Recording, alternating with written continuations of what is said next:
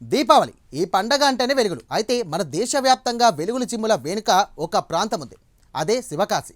తమిళనాడులోని శివకాశి పట్టణం దేశమంతటా ఫైర్ క్రాకర్ల రాజధానిగా ప్రసిద్ధి చెందింది. దీన్నే మినీ జపాన్ కూడా అని తమిళంలో అయితే కుట్టి జపాన్ అని కూడా పిలుస్తారు. ఆ ప్రాంతానికి జపాన్ పేరు రావడానికి కారణం ఇక్కడ ప్రజలు కష్టపడి పనిచేసే స్వభావం, పరిశ్రమల పట్ల ఉన్నటువంటి నిబద్ధత. చిన్న పట్టణమైన పరిశ్రమల పరంగా జపాన్లా ఎదగాలనే ఆలోచనను ఈ పేరు ప్రతిబింబిస్తుంది. భారతదేశ తొలి ప్రధాని జవహర్లాల్ నెహ్రూ ఈ పేరును శివకాశిగా ఇచ్చారని స్థానికంగా చెప్పుకుంటారు. ఇక పటాసుల గురించి చెప్పాలంటే మన దేశంలో అందరికీ గుర్తుకు వచ్చేది తమిళనాడు రాష్ట్రంలోని ఈ శివకాశియే. దక్షిణ కాశీగా పేరున్నటువంటి శివకాశి బాణసంచా తయారీకి పుట్టింది పేరు.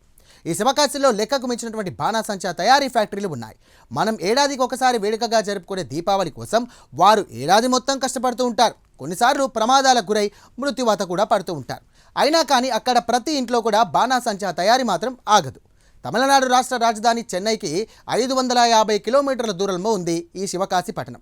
విరుద్ నగర్ జిల్లాలోని ఉన్నటువంటి ఈ పట్టణం 100 ఏళ్ల కిందట అటవీ ప్రాంతం. ఈ ప్రాంతానికి శివకాశి అనే పేరు రావడం వెనుక ఎంతో చారిత్రక నేపథ్యం ఉంది.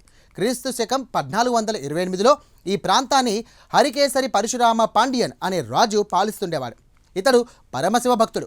శివుణ్ణి తమ ప్రాంతంలో కొలువు తీర్చాలనే ఆలోచనతో ఉత్తర కాశీ పట్టణంలో ప్రత్యేక పూజలు చేసి శివలింగాన్ని దక్షిణ కాశీ తీసుకువచ్చే ప్రతిష్ఠించాలని నిర్ణయించాడు. ఇందులో భాగంగా సతీ సమేతంగా కాశీ నుండి శివలింగాన్ని తీసుకుని తెన్కాశీకి బయలుదేరాడు. మరికొద్ది రోజుల్లో తెన్కాశీకి వెళ్లాల్సి ఉండగా ప్రస్తుతం శివకాశీగా చెప్తున్నటువంటి ప్రాంతంలో చీకటి పడింది.